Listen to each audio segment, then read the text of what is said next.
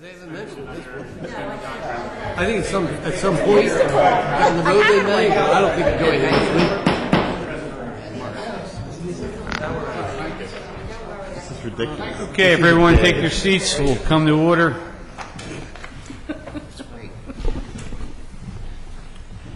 Okay, it's 7 o'clock here on August 31st, and we're here for a Public Works Committee meeting. And we have a roll call, please. Commissioners Bowman, Here. Kalinowski, Spiegelman, Here. Capone, Here. Becker, Here. Commissioner Kalinowski is excused this evening. First item of business is a motion to approve the minutes of the June 29th, 2015 Public Works Committee meeting, and I so move. Second. Motion's been moved and second. Any comments or corrections from any committee members? Any other commissioners present? Hearing none, all those in favor? Aye. Moving on to our scheduled agenda, PW1. This is the 15, 16, and 1700 blocks of Old Welsh Road sanitary sewer system. And this is a motion to enter into contract with, I'm going to guess that that's Cardino, BCM, in the amount not to exceed $90,750 to prepare engineering plans to sewer the 15, 16, 1700 blocks of Old Welsh Road. This is to be funded from the Sanitary Sewer Retained Earnings Fund, and I so move. Second. Motion's been moved and seconded. Comments from committee members? Other commissioners present? Commissioner Klein. Hi, Tim. So I know you guys, I was here when you opened up the bids. I know there was one bidder, and I got a copy of the email, was concerned about the scope of work and that the township wasn't necessarily anticipating some of the things that were involved. Is it your assessment that the RFP was concise and inclusive of the amount of work, and that you're comfortable with the work that's being contracted with Cardno? Yes, we are comfortable. 6 went out, I believe. We opened at 3. Cardno BCM has done much work in the past. Right. No reason not to be. I can just speak up. And you saw the concerns from one of the firms? I did not. I think it was sent to Mike. No. I wasn't aware of any. Yeah, because I was copied on it. I think it was okay. All right. Okay. When is Mike due back? Wednesday. Okay. All right. Thank you. Certainly. Thank you. Is there any comment from staff or members of the public? Hearing none, all those in favor? Aye. PW2 is the emergency repair of a railroad tie wall behind the home at 583 Bader Road. This is a motion to approve the engineering department to hire a contractor to repair the railroad tie wall behind the home at 583 Bader Road at a cost not to exceed $20,000. This is to be funded from surplus funds from the 2014 bond issue, and I so move. Second. The motion's been moved and seconded. Is there a comment from committee members? Commissioner Spiegelman. Thank you, Mr. Chair. I just want to thank Tim Clark. Tim, thank you so much for coming up with this solution. This is a solution for this crumbling railroad tie wall, a really collapsed railroad tie wall that holds back the Bader Creek. And Tim intrepidly came up with a solution that is quick, straightforward, and is actually going to save a lot of taxpayer dollars. So thank you very much. And there was a question from a citizen earlier, so obviously Commissioner Spiegelman has now enlightened us. It is a tie wall that's next to the creek, that small creek back there. Correct. And The creek isn't always small. Sometimes it's pretty big. Okay, and that's our responsibility, right, Tim? Yes. Thank you. Okay. Are you replacing it with a tie wall? Yes. There's about 1,200 feet now. 50 feet is failing. Instead of doing a full-blown improvement, replace it in kind and see how much time we can get out of it. A good long time. Is there any impending failures that you see along that? No, it's just this one section. Just one section? Okay. Yep. Thank you. Okay, thank you, ma'am. Yes. I just thank you. Do you have Commissioner any idea? Is it going to be close to 20,000? Do you think? Tim? It's not going to exceed. That's all I can tell you at this point Okay. until we get in there. Okay, Like I said, it's 50 to 60 feet. okay. Commissioner Peggy Myers. Thank you. I certainly am not going to tell anybody how to do their job. But at Twin Brooks, when I moved in, we had railroad tie walls. And over the years, kept replacing them, kept replacing them, kept fixing them. And over a good time, realized that we had probably built, in terms of money, what could have been a really good stone wall. So then we decided to build a really good stone wall, and which is hopefully is a permanent fixture. Are we doing that here? Long-term, that would be done. You're probably looking at $300,000. Okay. It is a dangerous situation. Another heavy rain like we had last week could cause property damage, so we need to get it fixed now. And I certainly understand that. And maybe in future planning, you might want to think about that, because our experience with railroad ties, even treated ones, is they don't last all that long because of our weather and the moisture and wet. Yeah, it's wood. Any other comments from commissioners? Comment from staff or the public? All those in favor? Aye. PW3. This is the Montgomery County Snow and Ice Agreement. This is a motion to have the proper officials enter into an agreement with Montgomery County for snow and ice removal on Easton Road from the Cheltenham border to Old Welsh Road. And I so move. Second. Motion's been moved and seconded. Is there any comment from committee members? Any comment from other commissioners present? Any comment from staff or the public? Hearing none, all those in favor? Aye. PW4. This is a resolution number 15-032. This is the PennDOT Snow and Ice Agreement. This is a motion to adopt resolution number 15-032, authorizing the proper officials to enter into a contract with PennDOT for snow and ice removal on PennDOT highways for the years 2015 through 2020. And I so move. Second. The motion's been moved and seconded, and I have a question. Who should field this question? Ed. Ed, obviously we talked about this good deal back in the spring and early spring. Did we get new numbers from PennDOT on the per mile lane per mile charges? That's correct. Last year, we ended up, actually, this year, we put together our numbers. It was the 5 municipalities surrounding us. It was the Upper Dublin, Cheltenham, Springfield, and Upper Moreland. We all calculated our costs. I'm sorry, Lower Merion was in there. One of them was in there. We all calculated our costs, what we felt our costs were for last year's storm. We submitted it. It came in about $2,100. They agreed to pay us $2,000 per lane mile last year. It agreed to a new agreement from now on that they will pay us $1,100 per lane mile for all the state highways that we currently work on. And at the end of the year, what we'll do is we will calculate our costs. We will submit our cost. If it's above the $1,100, we will submit it to them. They will verify our costs, and they will agree to reimburse us up to, I think, $2,100 per lane mile. And that's a nice increase, I guess, over that. I think we were at the 800 range a few years ago, weren't we? 873, and we're now at the 1,100, and it could go higher than that. We have a bad weather. Thank you, Ed. Is there any questions from committee members? Any questions from other commissioners who are present? Commissioner Gillespie? Just a comment, and you could yearly decide if you wanted to, if you didn't want to continue this, even though it's a 5-year contract. At the end of every winter season, if the board decides that you don't want to continue with this agreement, it can be ended by just a simple letter to PennDOT, and the agreement is null and void. I know there was at least one commissioner who was in favor of that, but Yes, Commissioner No. Commissioner Spiegelman.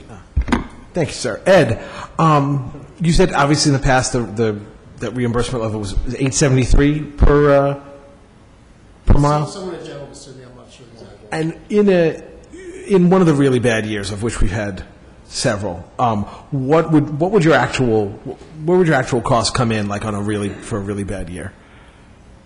Well, last year was as bad as any year we've had the last two, so we were in somewhere around 2,200 million. All right. So this is obviously a much fairer agreement then. Thank you very much for working that out. Okay. I just want to make one more comment. The one prior to this, which was the Montgomery County, they agreed to pay us what PennDOT pays us in principle. The person who makes the final call on this thing is on vacation and won't be back till this week, I think. And we will try to contact him, get a final agreement. Our old agreement calls for 8-something, which is what PennDOT was going to give to us. I spoke to them over there. I had Amy Cosgrove from PennDOT explain to them what they were paying us, because their agreement has always been Montgomery County, whatever the state pays us, they will in-kind pay us. Nobody there had the authority to make a final decision on it, so we move forward with this thing now, and guarantee me that by early next week, we will have a final answer on whether or not they will agree to what PennDOT is giving us. Okay, thank you. And obviously from our motions, we can see Easton Road is not a state road, it's county, I can see, right? And that would leave, what, 611, Edge Hill, Susquehanna? What are the other state roads that you cover?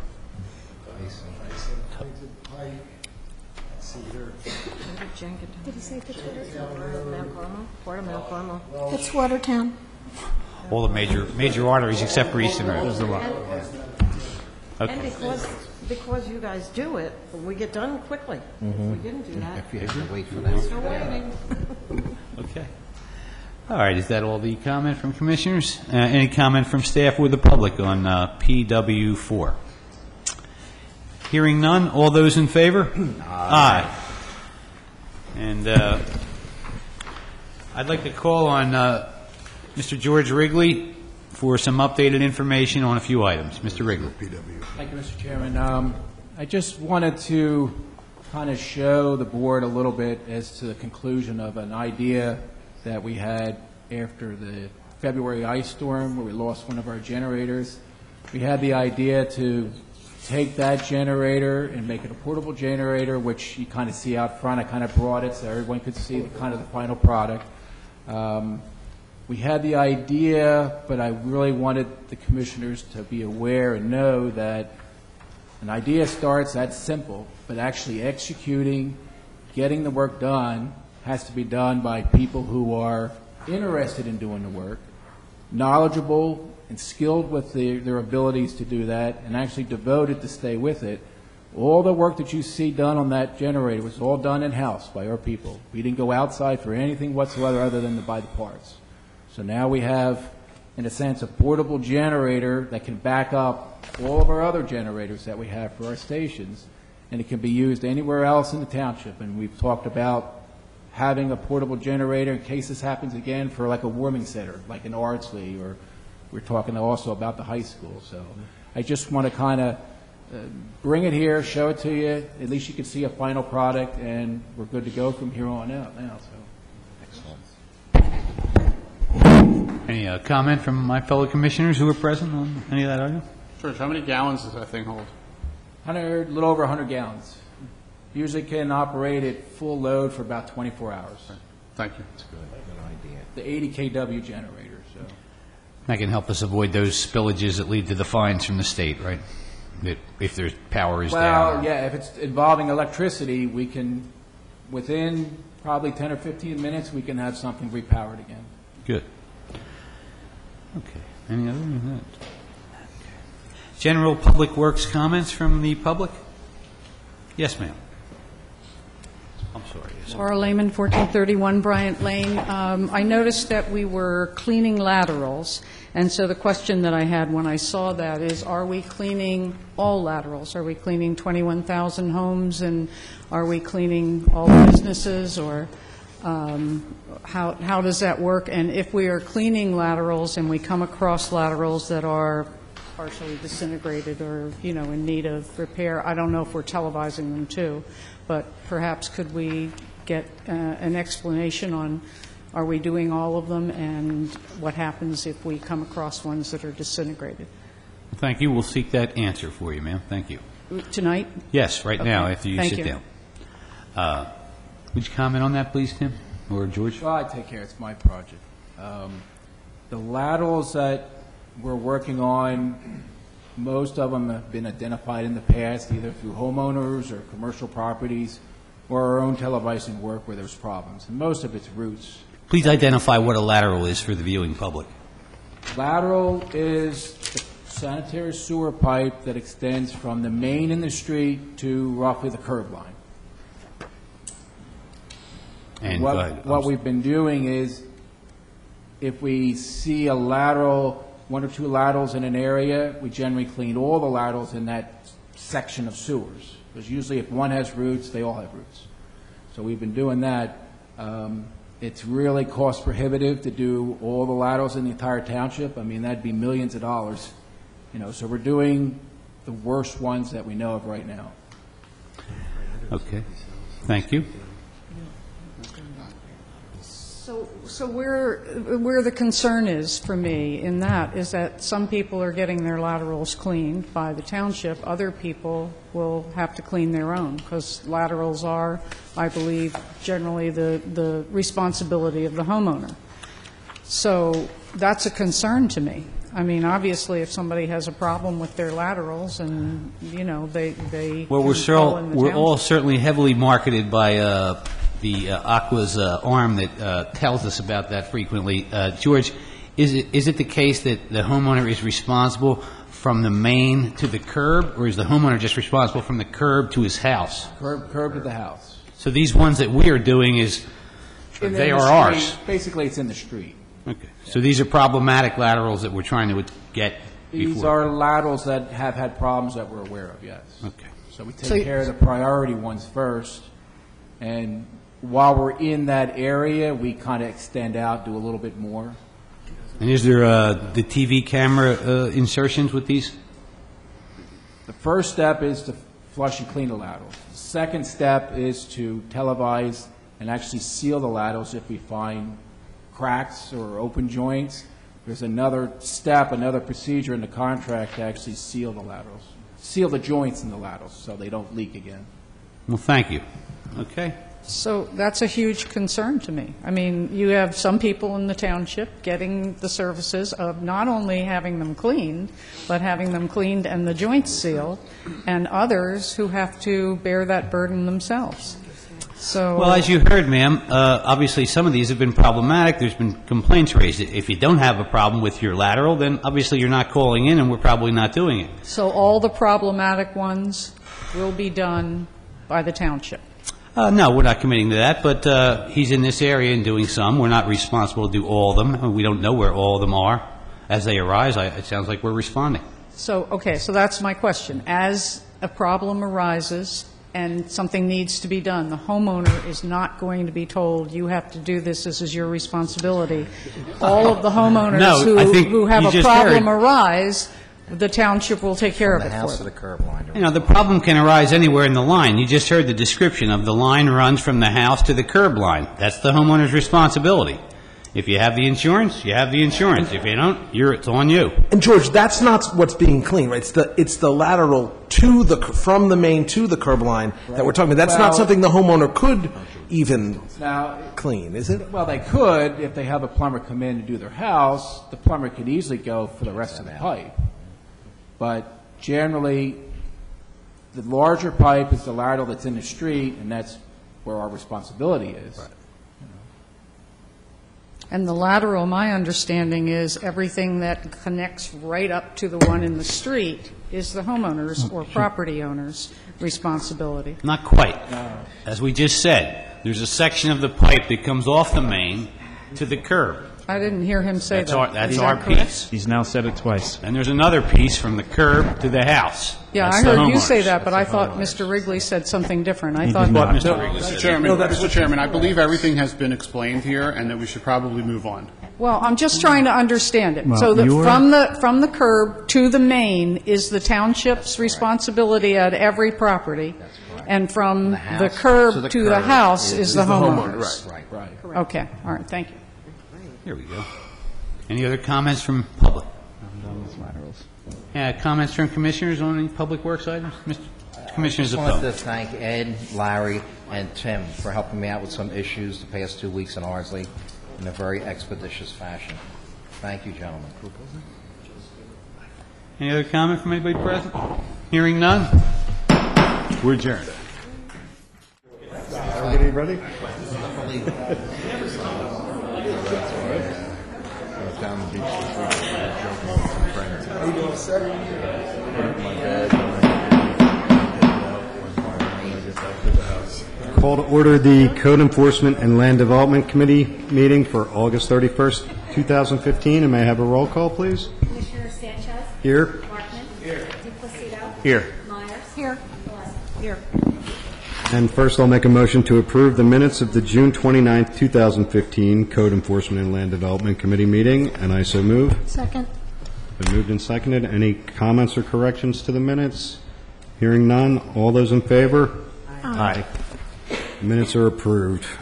Tonight, first, we have CE1. This is resolution number 15026, transfer of liquor license number R15994 for use by Dino's Backstage, LLC. This is for information only, that a public hearing is to be held on September 10th, 2015 at 7:30 p.m. to adopt resolution number 15026 for the transfer of liquor license number R15994 for use by Dino's Backstage, LLC, for use at 285, 287, and 289 Keswick Avenue, Glenside, PA 19038. Again, that's for information only. Next, also for information only, we have CE2. This is a public hearing to be held on September 10th, 2015 at 7:30 p.m. to adopt resolution number 15-027 for the transfer of liquor license number R19572 for use by C&D Brewing Company of Huntington Valley, LLC, for use at 785 Huntington Pike, Huntington Valley, PA 19006. And again, that's for information only. And then we move on to CE3. This is Land Development, LD 1504, Penn State University, 1001 Old York Road. This is a motion to approve the land development application of Penn State University, owner of the property located at 1001 Old York Road. The applicant seeks approval to demolish the existing improvements on the site and construct a multi-story building for use as student apartment housing. The structure is proposed to house 400 residents. This project was subject to a zoning text amendment approved by the Board of Commissioners on June 11, 2015. The property is zoned in the PB Planned Business District in Ward Number 7 of the Township of Abington, and the motion is subject to conditions and waivers as listed on the agenda, and I so move. Second. Been moved and seconded. I believe the applicant is here this evening, and the attorney for the applicant is going to... Good evening. I'm Mark Jonas. I'm here on behalf of Turner Construction Company and Penn State University. As the agenda says, back in June, we were here, and the Board of Commissioners voted to approve an ordinance amendment to permit the proposed apartments at 1001 York Road. At that time, we received some comments about all the information we were presenting as part of a text amendment. But the good part of all that, while you endure all the information we presented at that time, is that we are here with a proposed land development that essentially echoes everything you saw before. The building configuration, the size of the building, the location of the building is all the same. So we made the decision then that for the text amendment, we would provide, after so many months of design, all the information that essentially was mirrored in the land development application. So as part of that, We have obviously been meeting with staff. We went in front of the Township Planning Commission last week. That was the origins of the conditions. The Planning Commission discussed the plan and discussed the waivers, and the Planning Commission recommended that. Staff meeting was also very productive. One of the issues we discussed was the fire lane behind it with the fire marshal present, and we talked about slightly modifying the fire lane to provide better access for the fire trucks. So all of those issues were resolved at staff and discussed also at the Planning Commission meeting. We have a truncated version of our PowerPoint today, if you'd like to see, just a refresher recollection about the site plan and the building elevations. And Mr. Bryson is here from Pannoni, our civil engineer, to answer any technical questions you have. And of course, Chancellor Sandler is here to talk about any questions you have relating to the university's operation of the proposed apartments, which we are looking forward to as a real addition to the Abington community. So, Mr. Chairman, members of the committee, if you'd like, we can give you the shortened version. That would be great. Please proceed. Thank you, Mark. Again, my name is Craig Bryson. I'm Associate Vice President with Pannoni Associates Consulting Engineers. I'm going to run you through a quick PowerPoint, wherever I can find it. There we go. If you remember the last time that you've seen these pictures, basically, we've gone with the architecture of the building that reflects what's on campus. This is looking from Old York Road into the site from the front. This is looking across the public park that pinches Old York Road and what we call the Old York Road spur. This is looking from the back. Again, the materials being used to break up the scale of the building. It's 5 stories, 50 foot in height. This is the rear looking from the synagogue into the back of the facility. I keep hitting that button. This is the site plan. Just to remember that we're flanked on 2 sides with parking from the spur road of Old York Road. This, again, is the public park that's in front. Parking to one side, parking to the other. The building configuration has not changed. As Mark briefly discussed, we had a link originally on our submission that came in that was a grass paver system for the fire lane. The one significant thing has changed since you've last seen it, where we talked with staff, and in particular the fire marshal, that we have now we're just going to install the fire lane to this point in order for them to gain access to the critical. If you see this fire lane right here, it's too deep from this fire lane, so it was decided just to install it up to this point to get to this point of the building, and then after the fire company said they would not have any issues with just backing out of the site when they're done with their services. Again, in the front is a garden. We have 5 stormwater management systems, 2 underground under the parking lot here and here. We have 2 rain gardens in the front that act as an aesthetic focal point for the user and to soften the aesthetics from York Road. And then we have another rain garden here that's really there for stormwater purposes. We needed to filter some water from this back corner of the building. So those 5 stormwater management systems are in place and have been approved by staff. That's just the engineered site plan. This is the landscape plan. We had received a letter from the Shade Tree Commission approving and satisfied with our proposed tree demolition and reinstallment. We're not taking down too many trees. It's more of a selective pruning. Penn State wants to save as many trees as do the designers for sustainable design, but there are some on site that have reached their lifespan. Just as part of the reviews that we received, there was some definition on where the shuttle service will service, and as you can see from this is a close-up view of the immediate area and surrounding of where the shuttle service will pick up students. in a more defined area where the majority of the shuttle service will work. Obviously, we'll be picking up students from Noble and Rydell stations. Here's the campus, and they'll service this triangle, and they'll go northbound, pick up students at the new facility, and back up. So the idea is that northbound shuttle service will be used in order to pick up students and take them to classes when necessary. This is just a summary of 2 pedestrian avenues that can be done from the proposed facility up to campus. As you can see, there's sidewalk through this green route. There's sidewalk and crossings from this green route and also from the purple route that goes up that will accommodate a walking path for the students.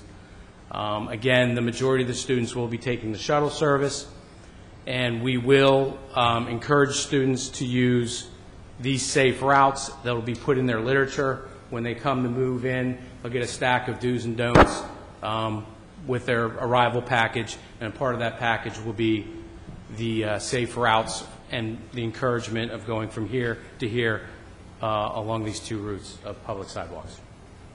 And that's really what I have to present for this evening. Any questions from committee members? Carol, Commissioner Gillespie.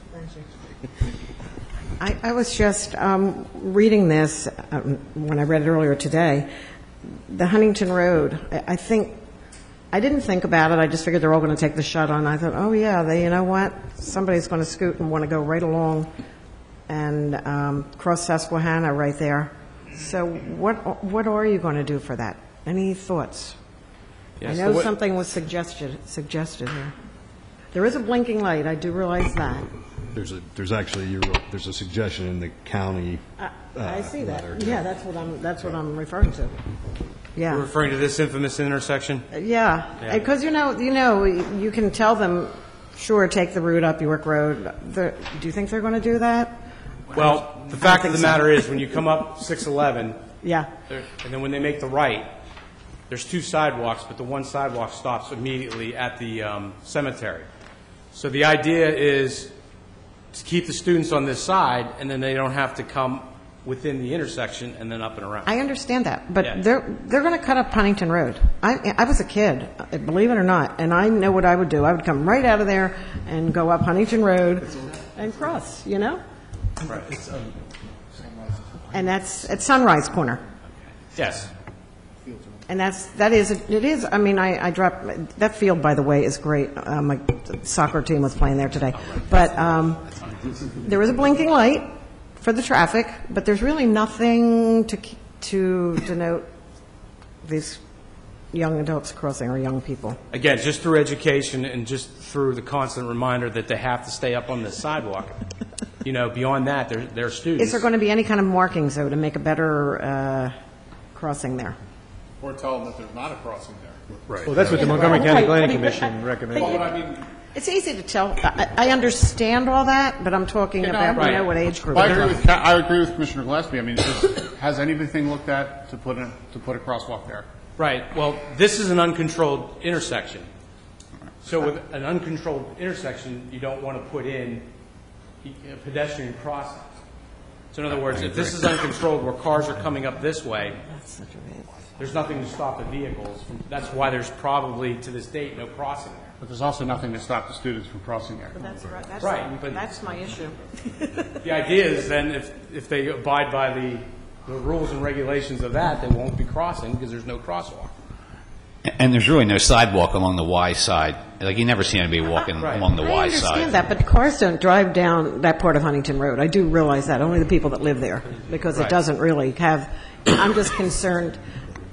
To me, I know it was brought up by the county, and I know the planning commission and everybody, and I understand it's an uncontrolled spot, but they're going to cross there. They're going to cross there. Well, we discussed this at the planning commission, Dr. Sanders.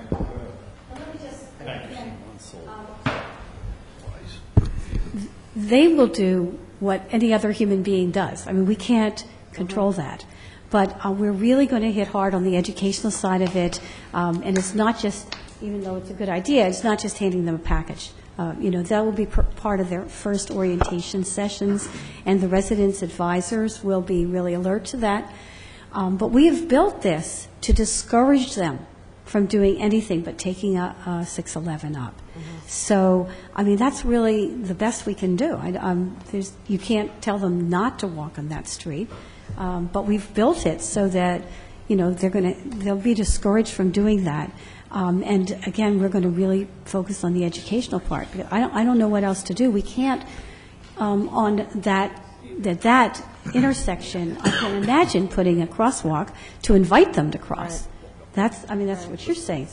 Well, but I would tell you that I think you're overlooking one thing here. First of all, I would guarantee you that less than 10% of your students are going to walk up Old York Road and make a right on Woodland and come down, especially when they cut through Memorial Fields and go between the two houses that you own and go right into campus. That's going to be the natural cause. Well, you know as well as I do that these students are going to take the shortest distance to school if they're walking. And that's not going to be going up Old York Road, making a right down Susquehanna, making a left on Huntington, and then go through the fields. It's just not going to happen. So whereas you can educate them, I guess my question is, I don't know that there's a solution, but has anybody looked at a solution? Yes. And I would hope they take the van, at first I thought, they'll take the van. And then when I read this, I thought, you know what? They might not take the van because they won't want to wait, or they'll be late. Well, the first, let's back up when we looked at this. The first and foremost is that it's an estimated 20-minute walk to go from here to the campus. If you're providing shuttle service every 15 minutes, the idea is that you intercept students who want to walk to get on the shuttle. So in other words, if it's going to take me 20 minutes of walking up hills to get to class, or just wait another 10 minutes to catch a shuttle, so the shuttle service will get you from here to there every 15 minutes during peak hours. That's the first discouragement of having the kids walk. The second issue is looking at this intersection, and if you may entertain me for a second. If you put a crosswalk here, you're saying that students are going to walk up here that does not have a sidewalk, kind of cut over, and then walk across here like that, right? From a I don't know where they're going to cross. Is that what you're saying? I think it's more likely than any other scenario you have. Okay. And they're going to cut through the new field. Right. So, contrary to that is if you put a crosswalk here, then you introduce people, whoever, the general public, to cross here to a place with no sidewalk. Yeah, but they don't have a purpose to cross there, unless they live on Huntington Road or that small portion of, what is that, Brook Road? Yeah, right, but you have a dozen, or I don't know how many residents you have there, but you have a dozen residents between Huntington and Brook Road. Those are the only people that are going to be coming down there. Well, the other issue that we looked at was there's no stop control here. So if you look at the sight distance coming up this way, and you put a crosswalk, I don't know legally even if you can put a sidewalk in there from a sight distance standpoint. I get it. I understand. My question is, I don't know that there's a solution, but has anybody looked at it? You're telling me reasons why you can't do it. This is our study. This is what we looked at. Okay. So if the county suggests putting, they actually offer an alternative suggestion, putting signs saying cross at light at the intersection, some of the other things. Yes. Weren't you going to look at that with the traffic safety? No, officer? yeah, we can direct students, and one of the ideas too is to put the paw prints, you know what I mean? Like if you see up on Woodland, there's paw prints there that direct students that get dropped off at 611 to lead them, down to the campus.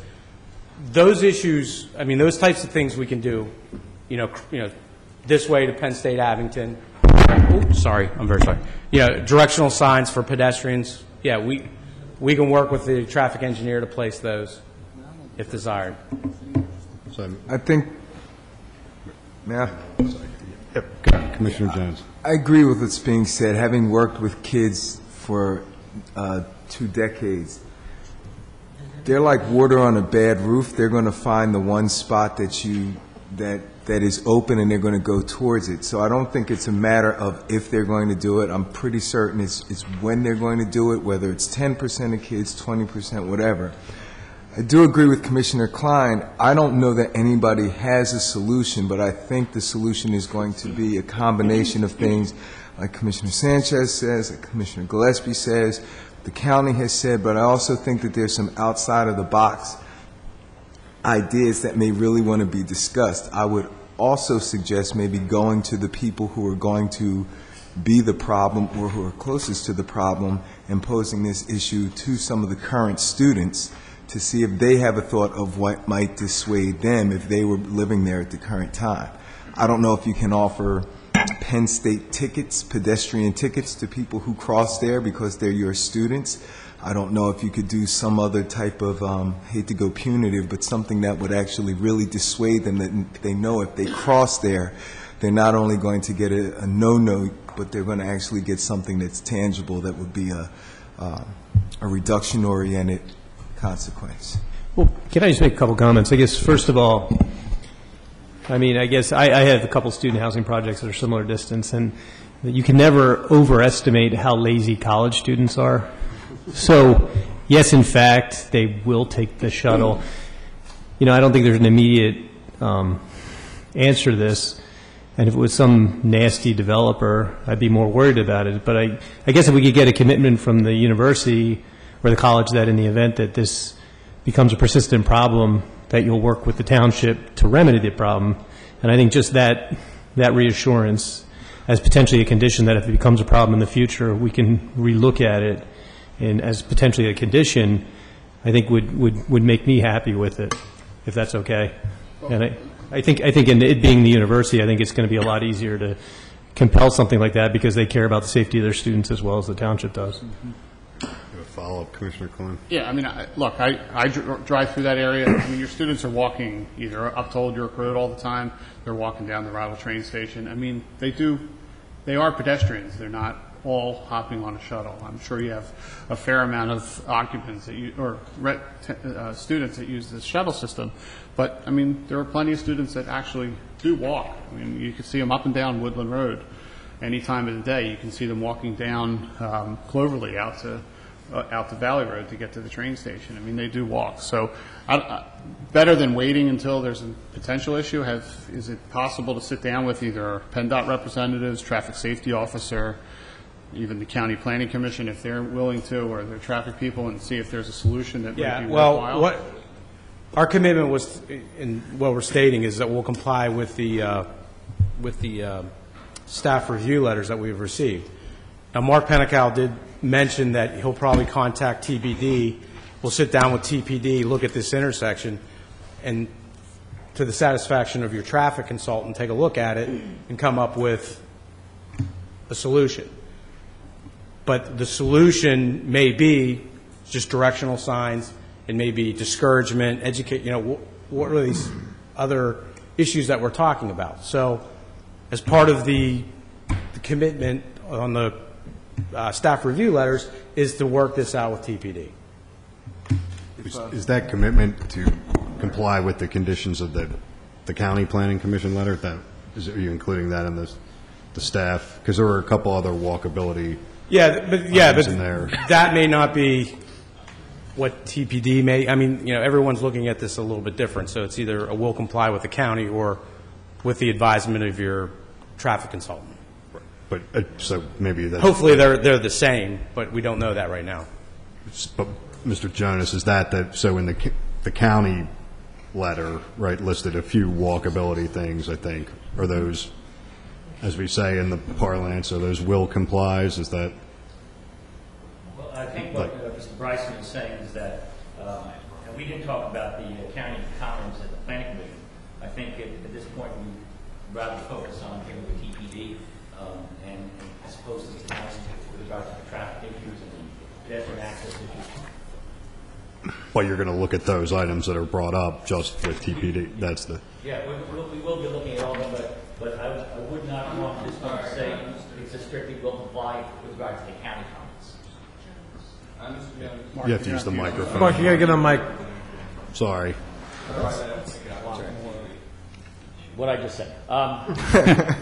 Yeah, I mean, the two county comments was to post a sign that says cross at light, and the other one is another sign. 3. yeah, a sign that says to walk along the western branch of Old York Road. Sidewalk continues Yeah. signage.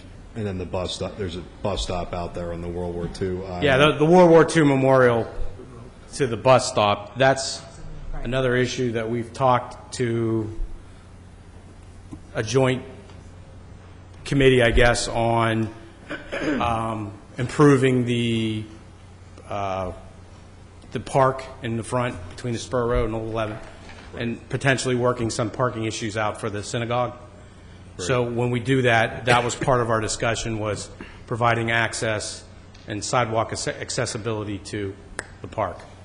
Good. I mean, the bus stop will be important there because now people are going to use that, whereas... That's fine. Well, TPD's comment number 8 obviously is expansive, and it takes some effort on your part to get together with them and try to satisfy that, because it talks all about pedestrian safety. So obviously there has to be some sort of response to that, number 8 especially. Excuse me, can I ask? Commissioner Gillespie. Maybe we could come from another angle, just trying to think. I mean, I was thinking about it yesterday. Maybe we could have a sign that for drivers, you know, that students could be crossing. If it does happen.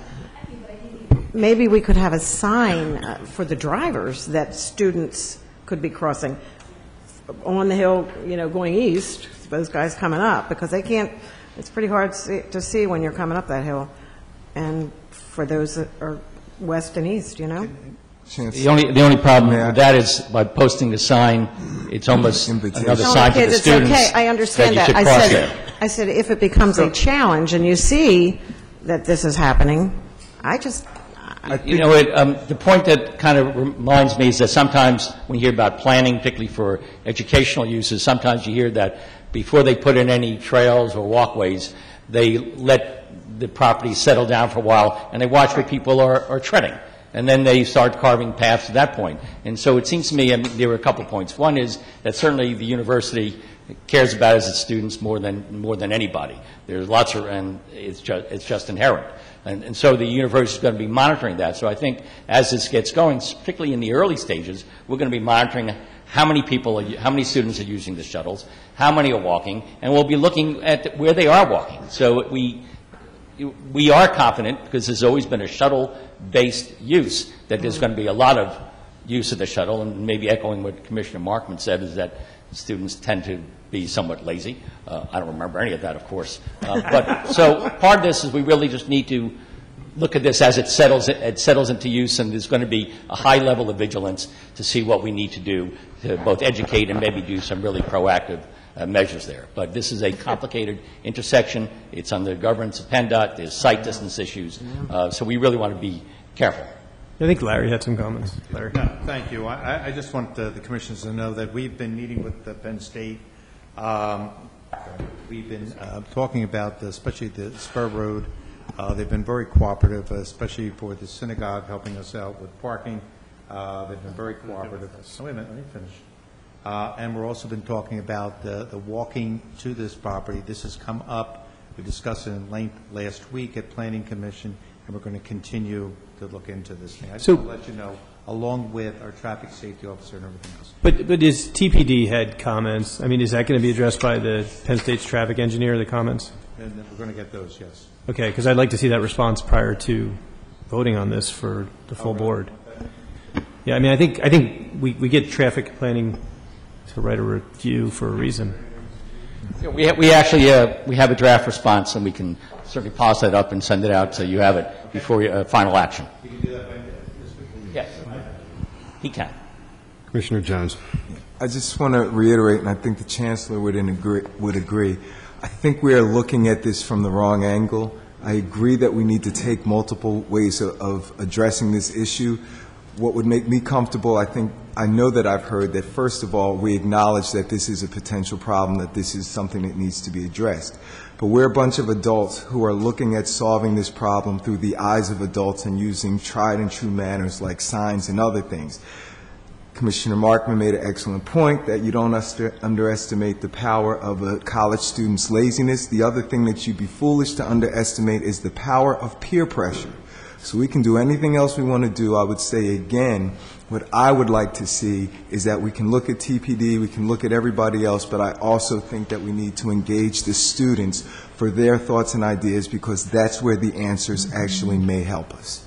Commissioner Hecker. Yeah, I just wanted to point out there are other options in between Susquehanna or going all the way up to Woodland that could be potentially used. You're looking at Guernsey, Eckerd, and Horace, each of which have sidewalks on the street that wouldn't require them walking all the way up the hill. And depending on whether the field becomes a point of access for the students, I mean, we do have other options there. I mean, I agree this crosswalk is challenging. I'd like to see some more discussion about signage, but I don't think it has to be an either or. I think we have other options. Thank you. Commissioner Klein. I guess the question is, you want to look at it, but at what point does the township take responsibility for the intersection due to the dorms being built? I mean, if a year from now we find that there's a problem, you're done with everything. So now it becomes the township's issue to solve. So that's the reason I'm concerned about letting it go to chance and trying to figure out if there are solutions that are workable that can be incorporated earlier than later. So. Well, we could. We've done this in other projects in Abington. Take a look at like a post-occupancy review, and then confer with the traffic safety officer and TPD within so many months after occupancy, and take a look at patterns. And I think maybe taking a layering on top of what Commissioner Jones said, in addition to trying to look through students' eyes, and it's been so long I don't know what that's like, but what we're talking about is looking at what the students actually do once we're operational, which I think is more important than anything else. What do they actually do once the building is occupied? So perhaps a 3 months or a 6 month review after the building, because you have weather issues too in the wintertime. They may be lazier than even Commissioner Markman thinks in the wintertime. So perhaps that's a suggestion we can do, because none of this, we're just guessing until this is really operational. And anecdotally, I mean, anecdotally, the university goes through great lengths in educating the students about driving through the neighborhood. We still have speeding. I mean, there's just nature there's just things that they're going to do. It doesn't matter how many times you talk to them. So, I mean, it's just going to happen. That doesn't just apply to students, Commissioner. My no wife, matter what we do when we try to regulate, there's always... My wife is the worst. Right. Is this a public meeting? Just before we... Oh, I'm sorry, Chancellor. Chancellor. Yeah, I did want to go back to what Commissioner Jones said and put it together with what I've heard here. First of all, we can look at what the students are doing now. And we have a very small apartment building within a mile, and I have never known a student to do anything but either drive themselves or take the shuttle. Now, it's a very small end, so, you take it for what it is. But I'm just saying we have looked at that. I love the idea of looking at this through the eyes of the students, and that's really what I meant when I said about orientation and education, because we have student orientation leaders, and they are exerting the peer pressure. And I think that's where we would want to start, is talking to them about how they would discourage people from walking. It's going to be a combination of all of this. We can't grab everybody, but, we can really try to make sure that very few escape the net. If it hadn't been 3 years since I've been in my early 20s, I would contribute as well. And one other point on walkability, too, the one crosswalk that we know that they'll, and I think we discussed this at a meeting, but we know they're going to cross that as right away, and that crosswalk definitely needs the repair there. And in fact, the road is still roughed in at right away, and where they just repaved 611, there's kind of an elevation change there. So it would be nice to get that crosswalk definitely, repainted, defined, smoothed out, defined, yeah. Right? Because, that one's for certain. If they go anywhere, even to the library, they're going to use that. All right. Now, just real quick, I don't know what the expectations are. So I just, from intersections get tricky with a harmonious relationship between pedestrians and traffic. So when you look at something like this, I just want to just bring to your attention. Ideally, on a safe pedestrian walk, you want to stop vehicles. Okay, so the idea is you stop vehicles, or a vehicle's in a stop position, then a pedestrian can easily cross. The intersection in question is this one right here. Now keep in mind, in order to do that, you would have to put a stop condition coming up this way. And I don't know, first of all, we didn't do the traffic analysis. Well, we do have numbers. But I don't know if that even warrants a stop sign in the definition of PennDOT. But even if it did, the safety of everyone knows how fast these cars come up this hill. And we know the sight distance coming up into this intersection is brutal, to say the least. If you have stopped cars in a stacked position at this intersection, cars coming up there in a constant rear-ending is a high probability. Okay? So when you look at this intersection from a safety standpoint, and you put a stop condition here, that's a very difficult thing to justify.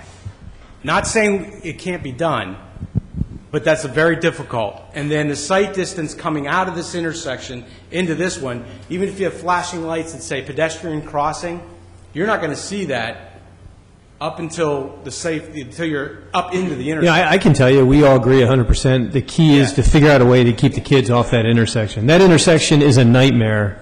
To have pedestrians walking across there would be a nightmare. I just see, even when they try to walk across from the YMCA to the bank, which is more of a flat area, it's a nightmare. People sit there, it backs up. So the key is we have to get the traffic experts to tell us how to keep people off of that intersection. They've got to tell us the best way to keep people away. Well, the first thing is to discourage it. Well, we've got to figure out the best way to discourage it. I think your traffic engineer and our traffic engineer have to come up with the best way to discourage to keep kids off of that intersection, because there's going to be fatalities if they're there. Instead of designing a crosswalk, what I think, and I agree with Commissioner Markham, instead of designing a crosswalk, design a way to discourage them from going across. That's what we got to do. And we weren't looking for a don't stop disagree sign. there. Yeah. A stop sign, that was not in anybody's review. I don't know. No, but from a typical pedestrian crossing.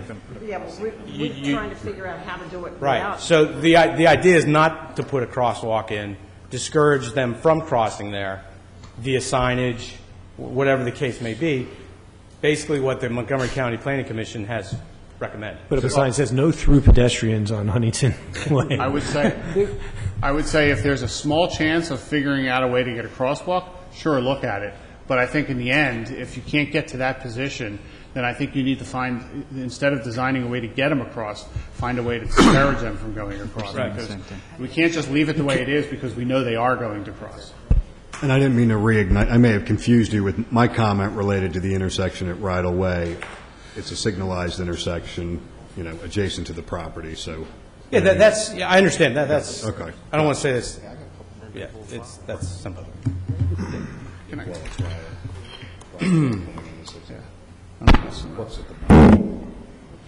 I ask another unrelated question?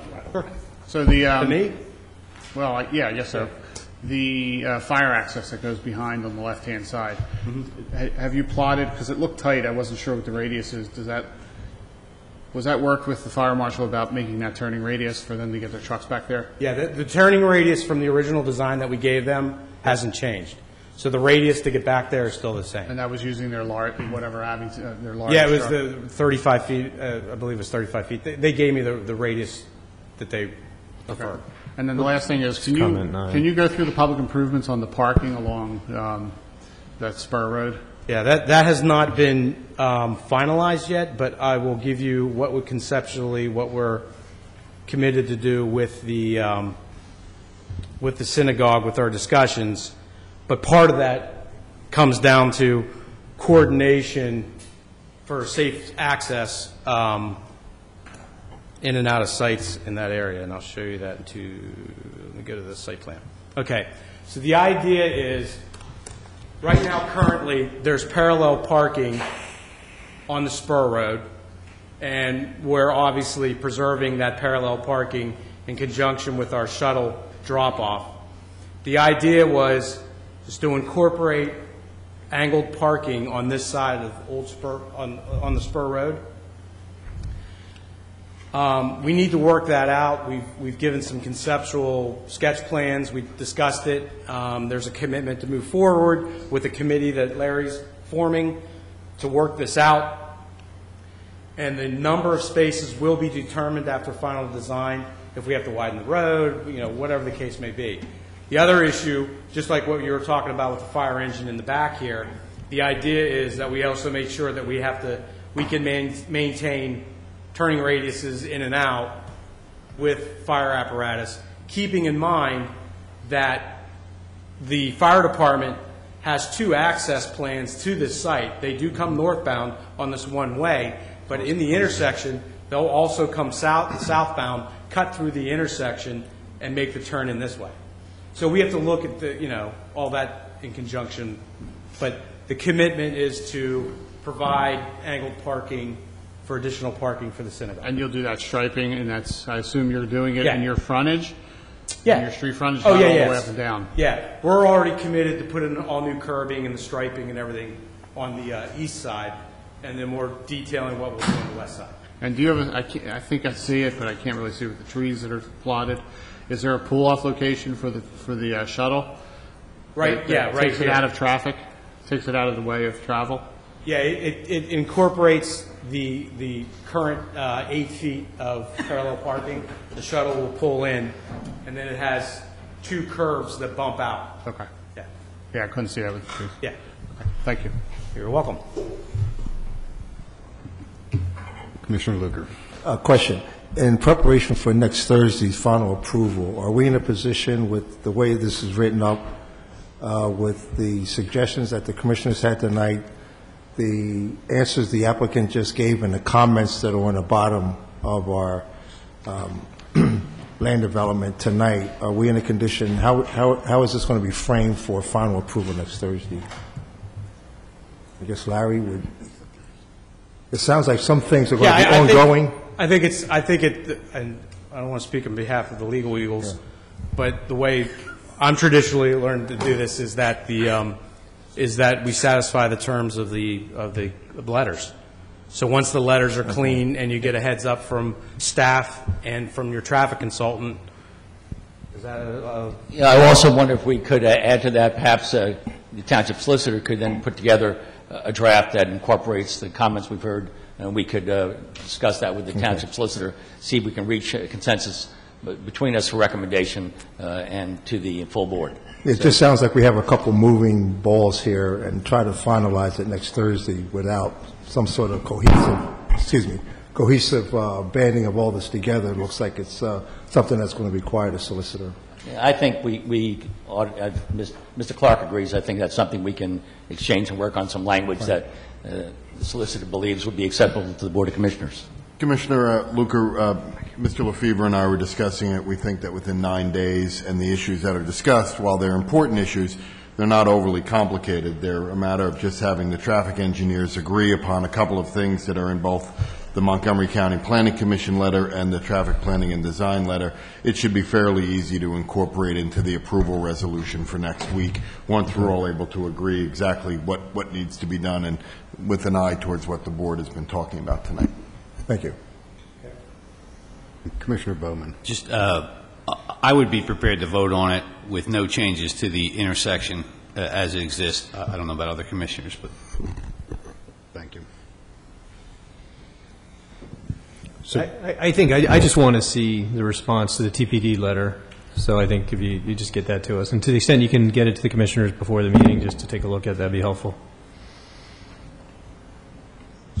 So where do we leave it, Solicitor Clark, that we would vote on it in the current form, though? To Yes, the recommendation? because what we're suggesting is just, as it's been indicated by Mr. Bryson, this is the review letters. So essentially, the approval resolution is going to say they're going to comply with the review letters. We really need to just clean up the review letters and the response to that. So in essence, you're not going to be changing much about the resolution. We're going to be changing the review letters. Thank you. Other questions from commissioners? Anything further from the applicant? I should have. No, thank you. Anything from the staff?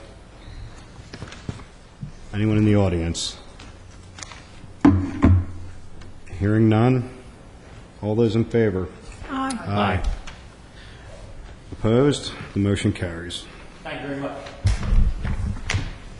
Now we will entertain general comments on matters of code enforcement and land development.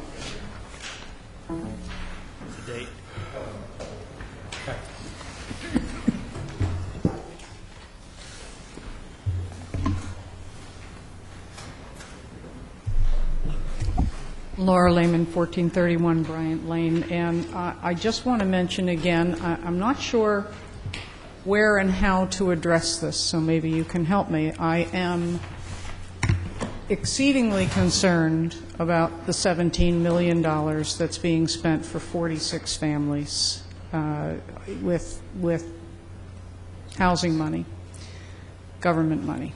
That leaves these families basically in nearly $500,000 homes.